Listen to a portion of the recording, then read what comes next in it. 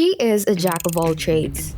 I'm like what you call a serial hobbyist. So, Sophia Senoron is an actress, model, host, and co-owner of a nail salon. But more than that, she made it her goal to excel.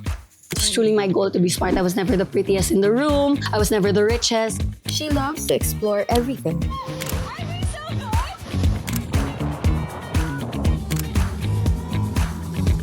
As soon as something enters my mind, I'm gonna sign up tomorrow. From playing computer games, to golfing, to doing Pilates. She didn't just chase dreams, she chased growth. Hindi ko pwede tumanggi naman sa grasya. Baka magtampo. If it's meant for you talaga, you'll get it eh. This is Sophia Senoron, an actress, a dreamer, a doer, and this is her story. The Pillow Talk. Lights off, real talk on. Hi dreamers, this is Jerry Salvador and welcome to the Pillow Talk where dreams get unplugged. Our guest for today, she's super smart, super kikay, and very talented. Let's all welcome Sophia Senoron. Hello. Hi! Kinabahan naman ako sa... With the intro. Oo, hindi ako na-inform doon. Yeah. Ano lang, Very true naman kasi talaga. Based on how I've researched about you, watched yung mga yung mga videos mo, ganyan. maybe before. So ngayon, iba na. Iba na. Let's talk about that then. Pero kasi, alam ko nga, you're a co-owner then of nail salon. Yes. So, what would be your go-to nail design ba? Right now, when we started the business, sobrang kikay palagi yung nails ko. Palagi ako naka-nail art. Pero ngayon, I just do, yung Hailey Bieber nails. What would that Yung be? parang natural lang na color Okay. lang. So, pero mahaba. That's how I get my nails done. Hindi na ako nagpa-fancy kasi parang may one time I had nail art, super kikay. I had flowers, the 3D things and shells. Yung naka-emboss na Yes. ganon. I made turmeric juice in the blender and I was cutting turmeric and it turned yellow. Tapos parang sabi ko, it's not so nice to look at. It's like parang nagdedecay yung kamay. So sabi ko, hindi na ako magne-nail art masyado. Because syempre when you're doing household chores. Yeah. I don't do a lot. I don't want to get misconstrued. I don't do a lot of house chores. Pero the few that I do, sometimes it's not helpful to have too much nail art. It's not super practical. It's not practical. Especially when you're washing dishes. Well, I don't really do that. But what would be an example? Cooking? Yes, I like to cook. So cooking, yung how you chop and stuff. Sometimes it gets in the way. Or folding the clothes and stuff. Sometimes I have lace clothes tas nasasabit or something. Yeah. So mga impracticalities like that. That's why now I just have very plain nails. Diba you were supposed to be a nun? Nag-convento ka for a year. Yes. Well, kasi growing up, my father, the reason why I was in the convent in the first place was because my uncle is a priest in Cebu. So my father's Cebuano and they're a very, very Catholic family. So I also have an aunt who is a madre. And on my father's cousin's side naman are in the Christian church. So they have a pastor there as well. So it's very, very, very Christian family. And when I was younger, I wanted to become a nun. And when I moved to the Philippines, or when we had the idea to move to the Philippines, my dad told me that I should live with his brother, my uncle, who is a priest, because I wanted to be a nun. But I was studying in a private school at the time. I was just going home to the convent every day. But now, syempre, what age was I? Mga 13, reaching teenage years. Syempre, when you're a teenager, you discover things that you wouldn't have known about before. Parang going out with friends or the idea of maybe one day having a family kasi may crush ka sa school, mga ganyan. So mga ganyang thoughts parang, baka hindi ako pwede maging madre kasi I'm attracted to other people, diba? So, turns out it wasn't the path for me. But I respect people who choose it talaga because it was once a path that I wanted for myself. Yeah. During my stay in the convent when I was studying, that's when I realized that I don't think it's sustainable for me to stay in this path just because I'm clearly not aligned with this type of what do you call that? Calling. Calling. Yeah. Hindi pala kami aligned. May mga bagay na hindi ko pala din kaya i-suppress within myself to tuloy this calling. So, Tuloy this calling. tuloy this calling. Very Guys, hindi ganito pala boses ko.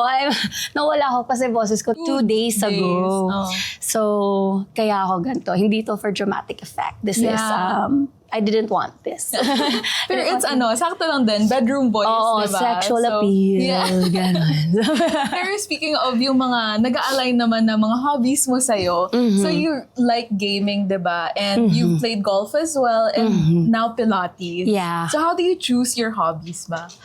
I'm like what you call a serial hobbyist. So in terms of like, you know that saying where it's like jack of all trades, master of none? Like, I know the entire saying basically means like it's better to be a master of one than a master of none, like the whole saying. But like, I prefer to be a jack of all trades. Like, I just want to experience as many things as possible. So as soon as something enters my mind, I'm gonna sign up tomorrow. And do it. Yeah, exactly. I think the reason why I started, what was the first thing you mentioned? Gaming. Well, no, I've been gaming for a while. That's different. Like, that was from my childhood. So my uncle used to play World of Warcraft when I was 6, 8 years old. And I used to stay with them often. And he had a PS3, PS2 at the time. So I was a console player. I grew up on that. Then the pandemic hit. We couldn't go out. And I was bored. And I was like, maybe I'll try this again. So I got into like Genshin Impact. I did Valorant. And then yung golf naman, I think Kuya Bitoy kasi posted a story of him golfing. Tapos and I was, and I'm like that. Like, as soon as I think of other ththings, every year nga I have a different activity for my birthday. So last year I did golfing. Baka this year I'll do like a Pilates thing or something. But palaging ganun. Like, I'll enjoy something this month, but don't necessarily hold me to it if I don't enjoy doing it next month. So I think it's good to experience, diba, different things. Tapos see what sticks. Yeah. Ngayon, Pilates. Yeah, I saw your videos nga, nag-iikot-ikot ka. Yeah. Nag-enjoy. It started actually with Ate Cherry Solomon. She was your guest a few episodes ago. Parang, I did Pilates before, and then I hurt my back. Not for anything special, just like my back just started hurting. And I didn't enjoy it, so I went into hot yoga. And I enjoyed hot yoga. I loved hot yoga. I made all my friends go with me to hot yoga. And after a while, Ate Jo was like, no, Pilates is great. Pilates is great. She's like an advocate for Pilates. Like, fine, I'll give it another try. And I fell in love with it again. Yeah, it's super fun. Yeah. I do Pilates You as also well. do Pilates as well. Yeah, from yoga. And then I switched to so Pilates. Same. Yeah. Ako Pilates, yoga, Pilates. Balik ako Pilates. So right now, that's what I'm enjoying so far. So yun, thank you for sharing. And now we're actually gonna go on the bed na and then talk about your life. Okay. Let's go. Doon ako kinabahan. So ngayon naman, we'll talk about your childhood. Ano ba yung dream mo when you were maybe like 5 years old? I can't remember kasi masyadong too much about parang specific details like that. But I do remember because we had career days where like you would wear like a sash of what you wanted to be when you grew up. I remember my first sash because tinabi syempre ng nanay ko was a meteorologist. Wow! Ang strange, no? Ang weird kasi well, I studied in the States, diba? So yung weather woman, palagi silang maganda, tapos ang kikay-kikay nila tignan, tapos nakadamit sila, tapos nakaganon lang sila. So parang sabi, wow, gusto ko yun. So you had to be a meteorologist pala to do that. Hindi lang pwedeng anchor or standard journalism. Like you really had to be a meteorologist to become a weather woman. So I wanted that path. I was super young. Parang hindi pa nga ata ako nagsusulat nun. Wow, or anything. And you knew what a meteorologist was. Sinabi lang naman. Nakita ko lang sa news. Sabi ko, I wanna be that. You have to be a meteorologist for that. Okay, meteorologist career day, ganon. Pero after that, when I took we would have efficiency tests as well. And they would basically tell you saan ka babagay or like your strong suit. So I always tested well. Back then I always tested well in reading comprehension and critical thinking. So they pushed me, or they said I would be bagay to become a lawyer. So ever since then, I wanted to be a lawyer. Yeah. Okay, which you didn't choose then, which we'll talk about later. Yeah. Pero how was it like growing up in the US? Okay naman. Ay naman. Paano ba? Well, as I grew older, I realized that I'm very grateful that I was able to see more of a Western culture. I think that is what shaped a majority of my personality, because up to this day, mas influenced ako sa Western media, or basta mostly Western media yung dinadivulge ko basically. So I think it's a big part of my personality. But growing up in the States, well, I'm from LA. And I'm from downtown LA. I was born in Vermont, Los Angeles. And I had a pretty fun time then. Like, I didn't even feel like I was from LA because everyone that was there was Hispanic. It's a Hispanic community. So that part of downtown LA was a very Hispanic community. So growing up, all of my friends were Mexican, like all of them. So back in the day, I used to be able to speak Spanish before I moved here. So although I lived in America, and although I was more partial to Western culture, Western media and everything, I would say the majority of my friends and influences were Filipino and Hispanic. Okay, So it very wasn't different as pa rin. hard to It transition wasn't. here. Kasi mga pinsan lang natin yun eh. Parang, Oo. you know, the Mexicans, there are Western cousins. Like, Yeah. we're just twinning in different languages and fonts. Ang cute Ganon. nun. We're, Yeah. we're the same. Yeah. Kasi we shared holidays together.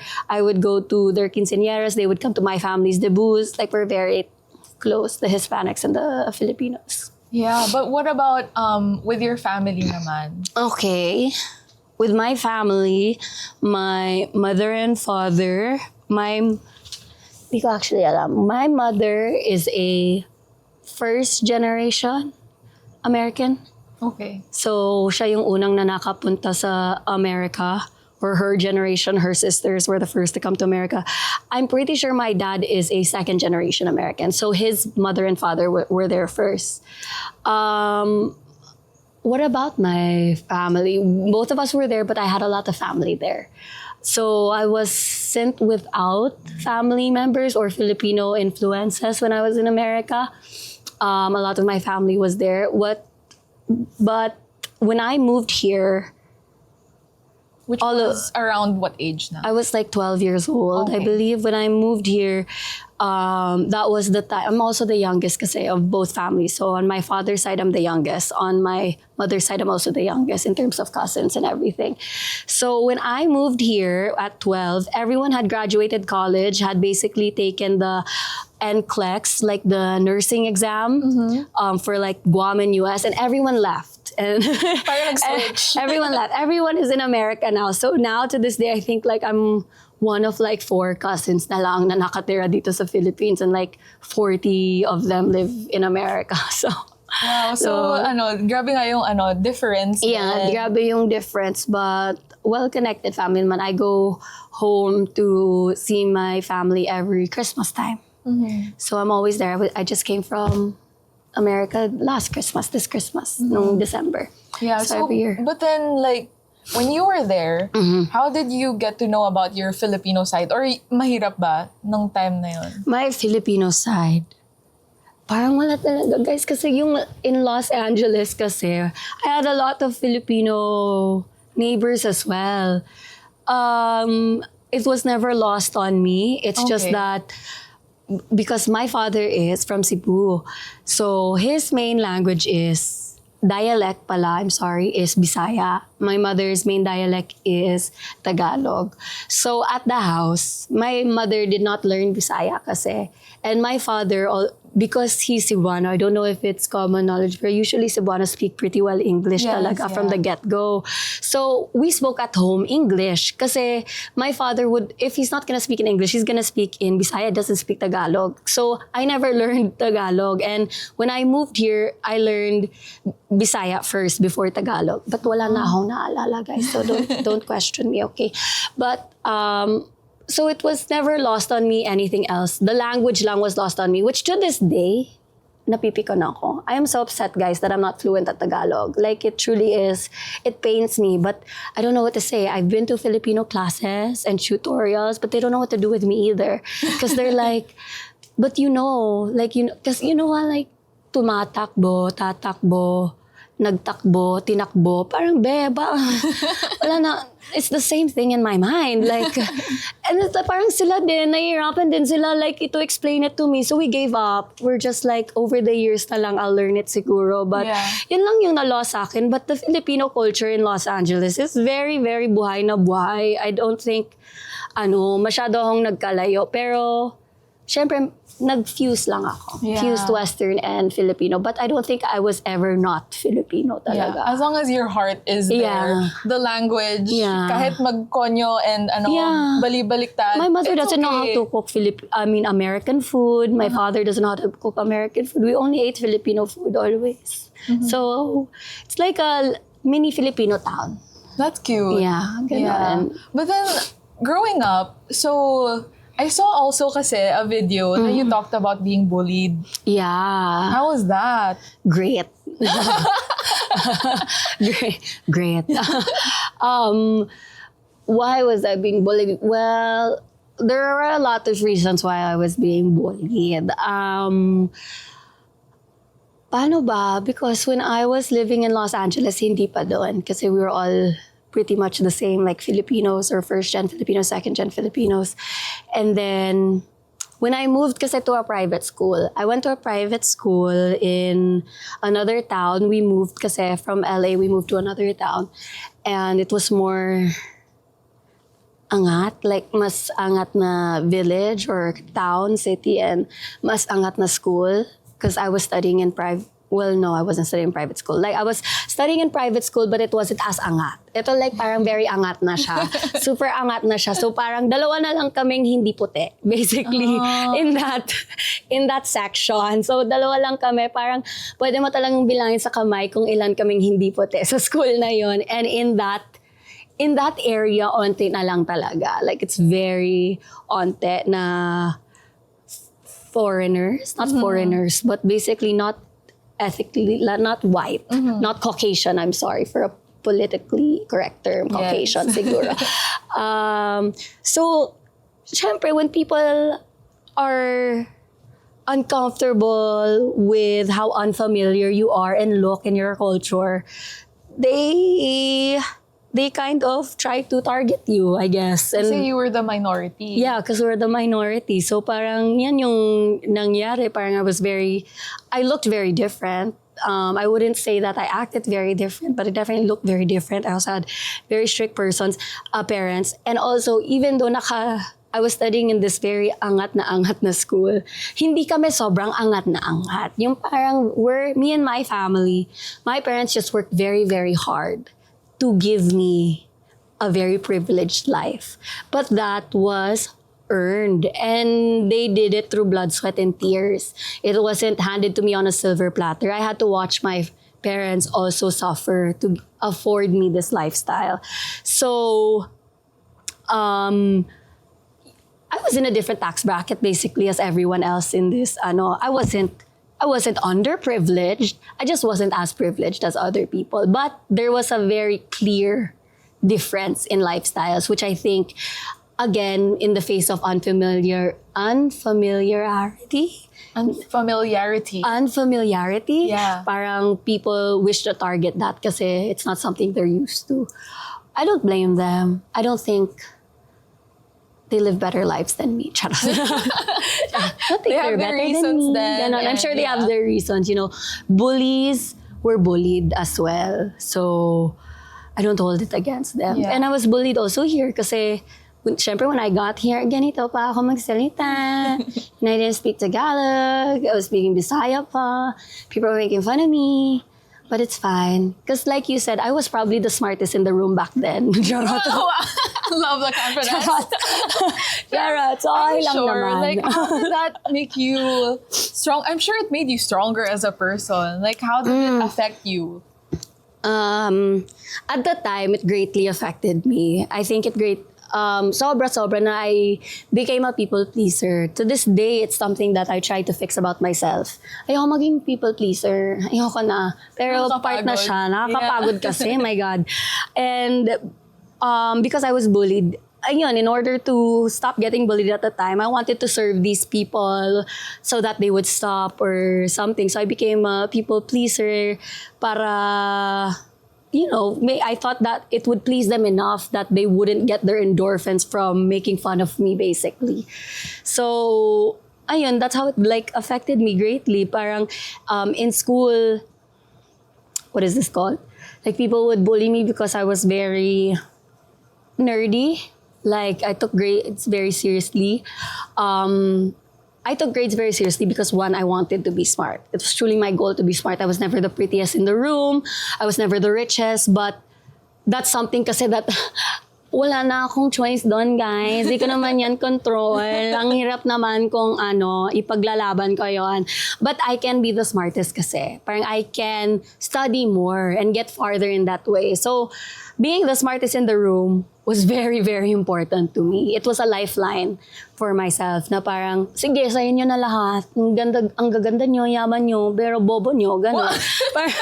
parang yan yung gusto ko. So, I really studied really hard. It was really, really hard for me. But because I was bullied and because I wanted to people please and because they were bullying me because I was kind of nerdy, there was a time in high school where I kind of let it go. Where I was like, sige, di na ako mag-aaral, mag-milk tea tayo, ganyan. Or, sige, di na ako magsa-study for exam bukas, mag-shopping tayo. May mga ganon. Parang sometimes nawala ako sa path na gusto ko talaga. Kasi I wanted to please the people. Kasi I was afraid that if I didn't please them, they would bully me. Oh. Yeah. But I don't hold it against them. Yeah. So, it's fine. It's very systemic, I think, then. Yeah. And they have their reasons. Yeah, bullies got bullied for sure. Yeah. Bullies were people who were bullied before. Or so, also very insecure about themselves in order to feel better or feel more angat than others. They bully them. Yeah, that's true. That's true. It's just unfair to those who get bullied. Yeah, but it builds affects character. That's true. Din. Yeah, parang I feel if I wasn't bullied din naman, I wouldn't have had thick skin or realized na parang, ayoko maging people pleaser. Wala naman akong nakuha dito. I just wanna do my own thing, ganyan. Yeah, and be yourself. Yeah, parang builds character. All aversions talaga, they build character. So it's fine. Yeah. And why did you choose naman financial management as your course when you were studying? Dito na yun, diba? Yeah. Sa Philippines na. Yeah, that was in San Pedro. Why did I choose? Okay, so this is very my God. So I wanted to be a lawyer talaga. And when I was in college, I already knew that I was gonna go to law school talaga after my bachelor's degree. So sabi ko, magli-legal management ako. So I actually took up legal management first. Okay. That was my first. And then, nagkakatalo yung mother ko and me because she wanted me to go into the medical field. And I didn't want to go to I'm deathly scared of hospitals. Like, literally deathly scared. Like, hindi ko talaga kaya pumasok sa hospital. Nanginginig ako. Ayoko mausap sa mga medical professionals. Ayoko talaga. But her family and her are all part of like the medical field. Okay. So she wanted me to do that. She was like telling me, babalik naman din ako sa America in the future. So if I study the law here, which is legal management, wala akong magagawa sa America pag uwi ko doon. So sabi niya, at least choose something na you can use in America. So after a sem or so, I transferred to accounting. Okay. So I took BSA. When I took BSA, I lasted 2 sems and I was like, y'all, I don't like this. No, thank you. I don't like this at all. This is hard. Like, it's not balancing. Stop. Ayoko na. So I stopped. And I was like, no. So I took a financial management because I was like, you know what? I took already my majors in accounting and napasa ko naman. Like, I don't want to add another year to my studies. So sabi ko, saan makakredit yung mga units ko? FINMA, financial management. So I was like, okay, I'll do financial management. Because I want to get out of here and just go to law school, basically. Yun pa rin talaga yung Yeah. goal mo. Yep. Basically. Yeah. And you liked it naman. Financial management. I wouldn't say I liked it, but I did it. I can't say I don't like it. It serves me to this day. To be fair, I still a lot of benefits from that. So it's okay. Especially since nag-business ka rin, diba? Yes. So you can use it for that. Exactly. So good naman siya. Good choice pa rin. And then, why did you choose naman to join Miss World? Alam mo, I get asked this quite often. I really don't know.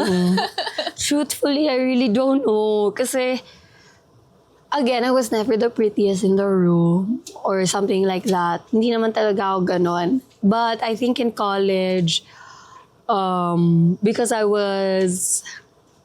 don't know talaga. I don't know talaga. But I just remember when I was in college, they made me join Miss Sanbeda and I won that. And then the stage manager for that event, Miss Sanbeda sa school namin, asked me if I can join another pageant. And he was like telling me basically na it's 100,000 pesos, the cash prize, and then 100,000 pesos worth in groceries. I was like, bongga. I was like, perfect yan. That's cute. So sabi ko, okay, I'm gonna do that. And then I won it unexpectedly. And then around that time, I saw a post that Miss World was registering. And I think my mother told me about it. And I was like, okay, fine, I'll do it. I'm not going to get in. I might as You well weren't try. Yeah, anything. might as well do it. Like, nothing's going to happen. And then I got in and I was like, oh, What now? what do I do? I have to go to school, stuff like that. But I was already there. Like, hindi ko pwede tumanggi naman sa grasya. Baka magtampo.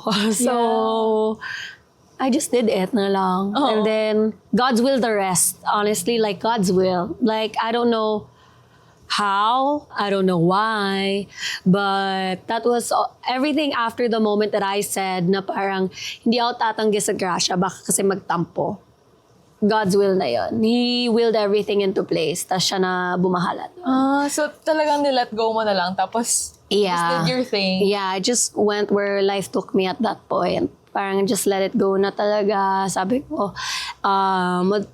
like, I'll find my way back if I ever need to naman. Yeah. So, But you know, for those na who haven't seen you in person, you're really pretty talaga. Like, prettier in person din. thank you. Yeah, Thank you. super like very mestizahin ka in person. Parang ganon. I've never got mestizahin, but I always got chinita. Yeah. Which chinita na weirdly parang- enough, I'm not at all Chinese. Like, not one droplet of blood in my vein hailed from China, but chinita kasi ako. So, Yeah. I have like, I don't know actually. Di ko alam yung features, but chinita daw ako. Halo-halo na lang din. Yeah. Tinatanggap ko na lang. Oo.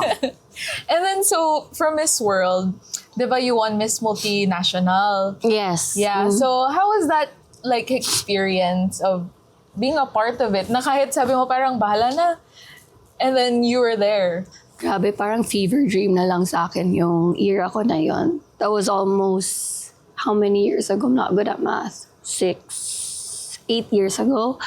I just remember that the most obvious thing for me that I can remember is I was still studying kasi I was still in Yeah. college. And hindi ko na let go yung studies ko talaga. Umingi lang ako ng parang, can I take my exams in advance or something? And then, umalis ako and I went to India and I was preparing. And I remember I was just so overwhelmed by the drastic change that I couldn't let go of my studying because I felt like that was the only thing that was familiar to me at this point. Na If I had classes at like 9 a.m., I would try to go to those 9 a.m. classes because at like 12, I would have to like do something for Miss World or whatever. And having that like idea that I was still going to school, seeing people that were familiar, seeing my friends, kind of helped me stay stable. Yeah, grounded. Grounded, but more like sobrang overwhelming kasi talaga. Yeah. There were a lot of times where I was very uncomfortable with how overwhelmed I was because I'm prone to anxiety talaga. So I needed that to stay in school talaga because not only because I wanted to graduate and have a degree and hopefully get into law school one day, but because everything happened too quickly for me. And it was never a part of my plan. Like it really was like a soccer punch. Like sobrang nagulat ako. So it's very, very different. Very overwhelmed ako, which is why I think now it feels like a fever dream because the entire time was just like my nervous system constantly on fight or flight. But I'm very grateful for the experience. I mean, what lore? What a lore talaga. Like what a That it chapter in my happened. lore. Like, wow. Grabe. Ang galing ko naman. Yes, true naman. Kasi diba, you got to achieve that with everything that was going on Yeah, in yeah. your head then, diba? With Yeah. everything going on in your life. Yeah, yeah. Tapos after pa nun, nabigyan ka pa ng contract with GMA. Yeah, that was one of the prizes, I think, for winning it. Yeah. Yeah, so how was that transitioning naman from being a beauty queen to now an actor? Na hindi mo rin pinlano. Like, Hindi ko rin siya pinlano talaga. Again, that was another fever dream. I think it was kind of difficult for me also to let go pa rin of my studies. I was still really focused on my studies. Honestly, I joined GMA in 2018, just right after my Miss World pageant.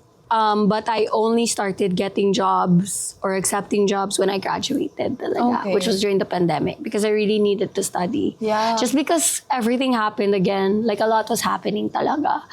I needed something familiar talaga. I don't know why I constantly crave that. Even to this day, I still need familiarity in some way. That's why I'm a dog. Yeah.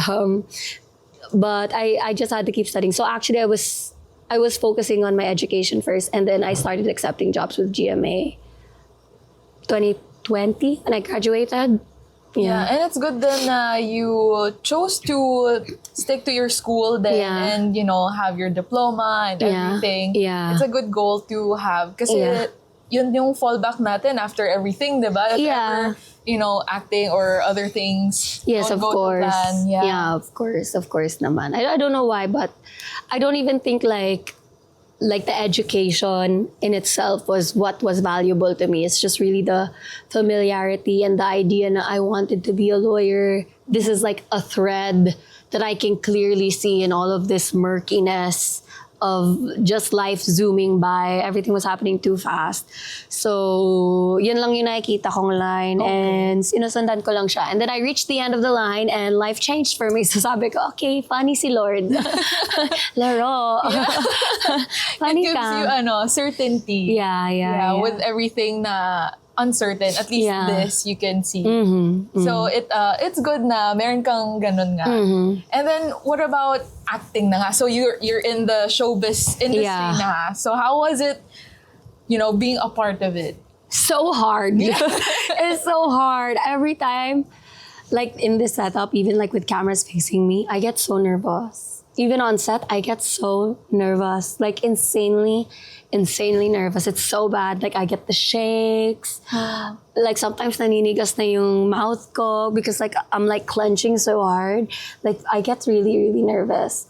I'm not used, which is so weird to say kasi nga galing ako pageant. So like, but even back then when I was in pageantry, parang I would hide from cameras because I don't know, like it's so weird. Why are you looking at me? Ganyan. I don't know why, but even sa acting, what I'm grateful for is because like acting nga and nasama ako sa Pepito and it was so different talaga from my first years in the industry. Ang different talaga ng comedy and nahanap ko talaga yung mga people, crew, and things that I want to work with. Like, I think my first day, I remember it specifically, on Pepito Manaloto, I was a guest, and I got my lines wrong. I buckled because I was so nervous. And I'm nervous all that in like every taping talaga. So this wasn't the first time it happened. Like, it happens to me often. Like, I buckle, I get really nervous. And I remember Kuya Bitoy was just like, we were parallel to each other. He was part of the scene. And he said, huwag ka nang kabahan, huwag ka nang kabahan. Ano, tas even yung other castmates like si Kuya Tony, Ate Cherry, yeah, it's okay, light lang, light lang. And just having that interaction lifted something so heavy, like in my brain, and my body became lighter, and I was able to finish that taping day like so happy, which doesn't happen often for me. But that day I was extremely happy. So every time tuloy, when I would get a call to go to the guesting of Pepito Manaloto, I was very, very happy. That's good na you got to have that, vibe tribe eh. Parang you felt comfortable with them. Super. At first, syempre hindi, kasi it's Michael V. Yeah. It's a pressure, diba? Oo, may kakat-akot. I'm scared. Pero yun pala very, like everyone there talaga is, I think because they're like family na to each other na when you're a newcomer, you already know like this is a family setup. Yeah. It's whether or not like babagay ka sa family na to. But ayun, they were very kind to me. So it felt like being cared for by a family. So it was very chill. Ganon. Yeah.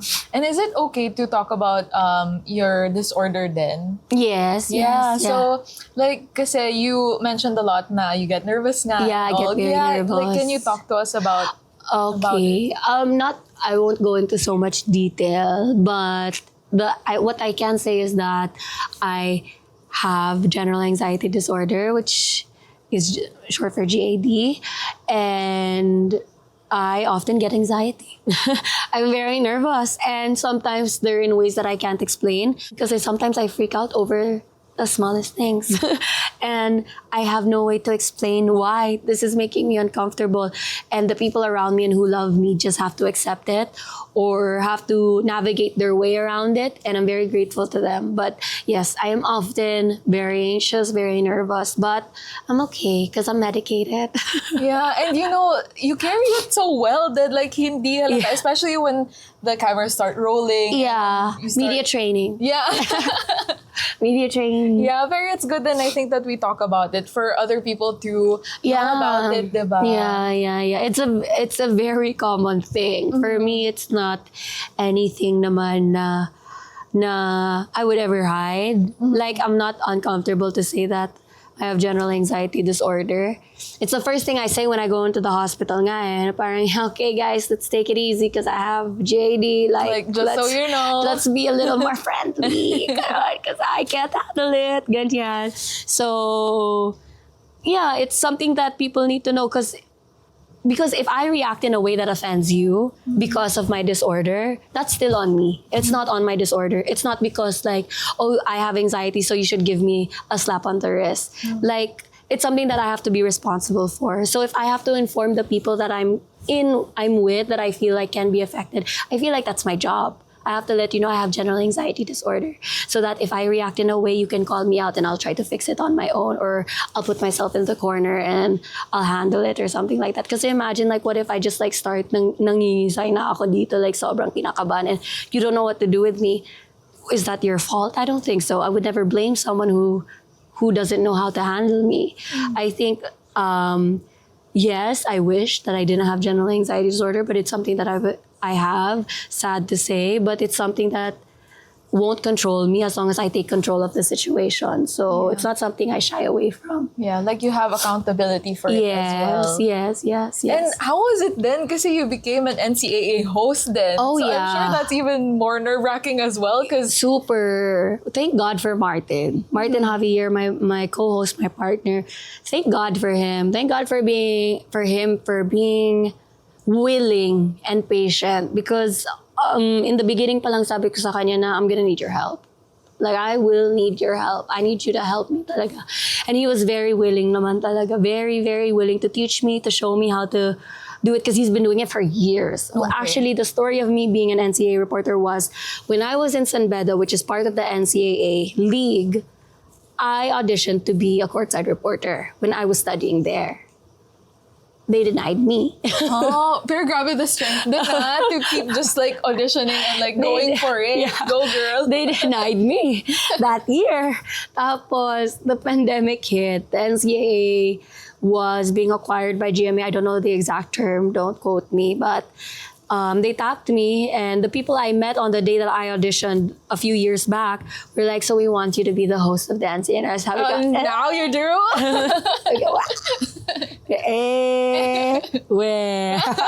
Lama ko seryoso. Okay, yeah, we can't think of anyone better than you. Wow. Last year, may naisip kayo eh. Joke lang. No, we're friends, si Sir Leds and everything. But, yeah. And, yun nga, I think that was the start ng parang, if it's meant for you talaga, you'll get it. Wala. Just do your part. Just do what you can talaga. And then, God will do the rest. Do your best and God will do the rest. Yeah. Diba? It's an old saying. But, ganun. Like, the true story is that I auditioned and I didn't get it. But then when you were already there, how was the experience? Kasi 2 years ba? Yeah, around 2 years. I think. Yeah. It was very fun. I think I found my love for hosting there. I love hosting not live. Yes, actually live is very nerve-wracking kasi like whatever you do, that's it. You can't take it back. Yes. And also because it was such a familiar scheme for me because I'm from the NCAA league. I know the players. I know majority of them. Some of them were my classmates, schoolmates, or I would see them at the games. It was very fun. Like, even though I was no longer studying at the time, I still felt like a student. I still felt like I was a part of my alma mater, still felt a part of the NCAA, and it was very, very fun. Again, nerve-wracking. Every day I would get nervous. Every single day before we would start doing an episode. And looking back, sometimes I'll watch like a few episodes and I'm like, wow, I wasn't that good at hosting. Wasn't that great. But I grew every episode. Like I would see things like, oh wow, the is crazy. Yeah, it started with that then. Oh my gosh. They know. The my God. Yeah. Wow, she's really illiterate. It's crazy. But I got better over time talaga. So every time I look back, I'm like, wow. The growth, diba? The growth. I'm so proud of myself. I wasn't very good starting on, but I grew. And I think because of that, my confidence grew. Repetition talaga does wonders Yes, for I your totally confidence. agree, for sure. Yeah. So how was it naman? How did you get into Pepito ba? How were you invited to it? I don't really know. It wasn't exactly an invite. It was more of, I started as a guest for a year and a half. I would just get random calls to go, not every Thursday pa, not every week. Parang 1 week I would have a call to do Pepito, and then the next time was like after 4 months, and then I got another call to be on Pepito, and then the next year na yung pangatlo. And then after that, yung parang next year siguro yun, I was getting a call once every month to go to the Pepito taping. And I think that lasted again for like a few months. And then all of a sudden when I got my contract one day, because every day they'd make us sign like this form. And, you know, like before you go taping, they make you sign a form and stuff. And it tells you like a guest. Churut, ganyan. And then one day, I received my contract and instead of talent, it said mainstay. And then that's it. Sabi ko, oh, I'm a mainstay na. The rest is history. Regular cast na siya. Regular na pala ako.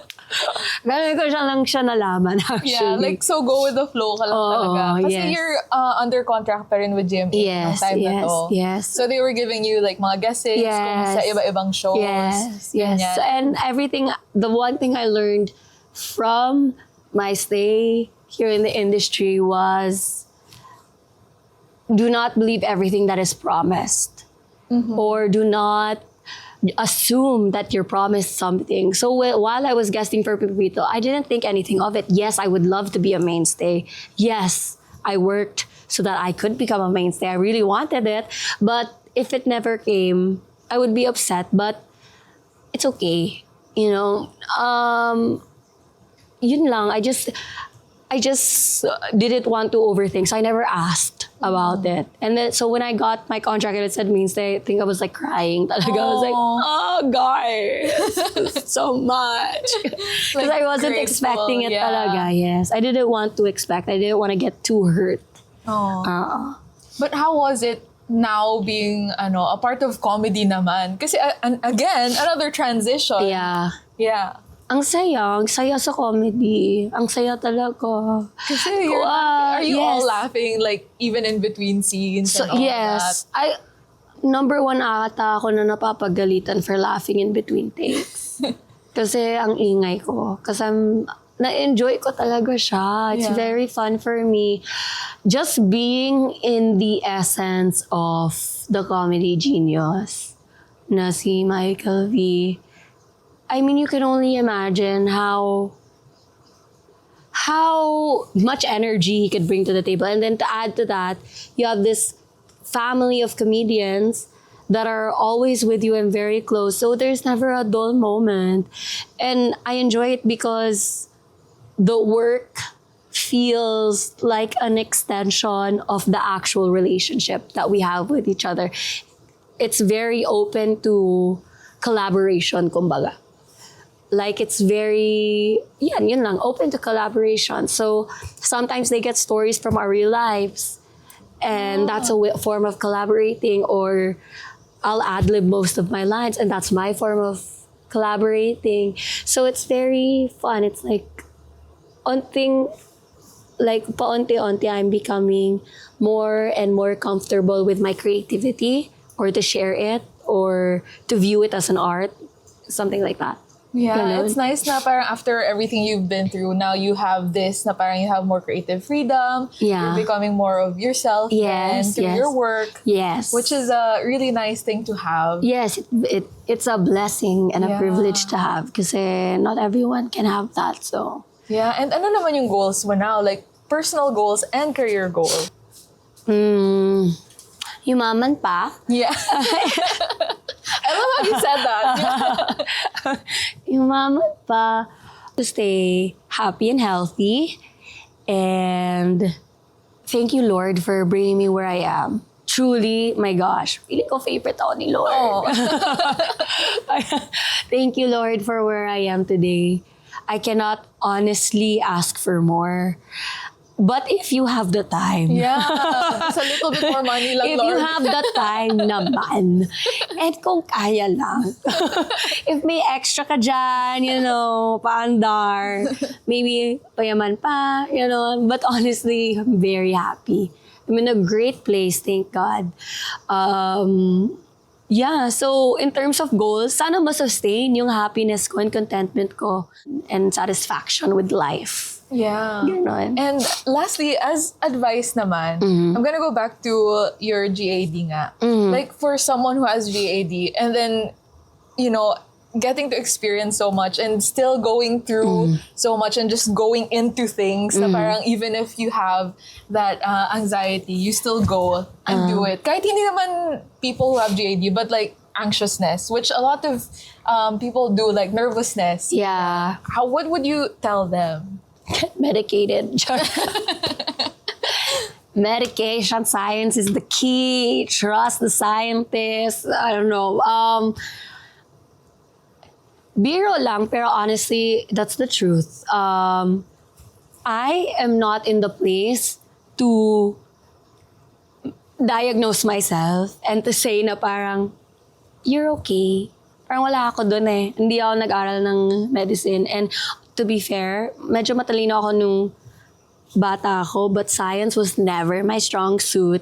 So I can never say, so leave it to the professionals. Like, get checked. If you don't, I feel actually really bad about saying that because I know that getting checked isn't available For everyone. So it's a privilege. But so hopefully people who are privileged enough promote getting diagnosed and getting medicated. You know what I hate? And I'm sorry to offend anyone, is I don't like it when people are like, I'm depressed but I'm undiagnosed. Tapos mayaman sila. Ba't ka undiagnosed be?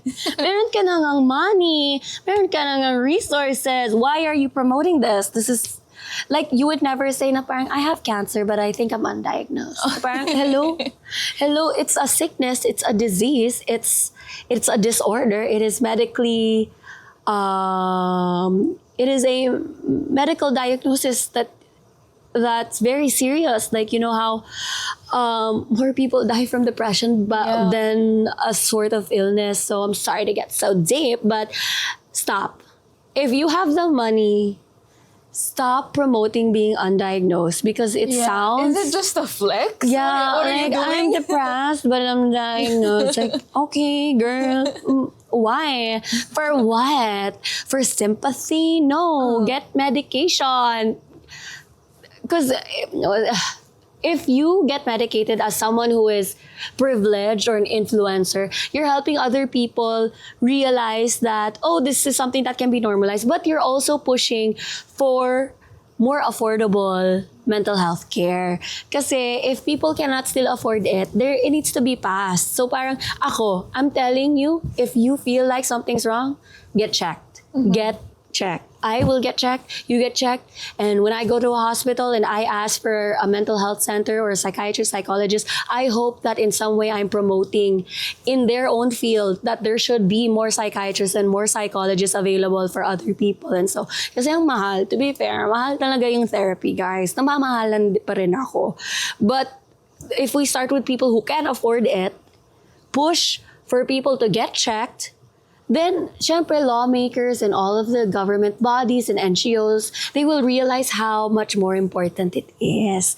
And then, more people can be diagnosed. Kasi it's not nice talaga. It's really not cute talaga na, I'm undiagnosed. Like, I feel like I have cancer, but I'm still undiagnosed. Or, I think, like, you would never hear that. And you know what? Depression steals more lives. So, stop. I don't like it. I don't like it talaga. Pet peeve ka talaga siya. Thank you so much, Thank Sophia, you. for sharing your life. Thank and you. I'm sure maraming napulot yung mga tao. Our Sana. dreamers. Yeah. Sana. So thank you and good night. Good night. Oh my God, my voice. Good night.